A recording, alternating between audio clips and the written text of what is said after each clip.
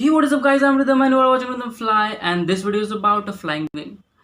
तो आपने इंटरनेट पे बहुत ही सारे फ्लाइंग विंग्स देखे होंगे अलग अलग डिज़ाइन के, लेकिन ये फ्लाइंग विंग का डिज़ाइन इतना डिफरेंट क्यों है?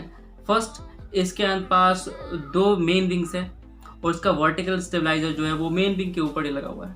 आप इसके मेन विंग को कैसे देखते हो? देखो, एक मेन विंग पीछे है और एक विंग आगे है, तो इसकी जो स्टेबिलिटी है बहुत काफ़ी अच्छी है।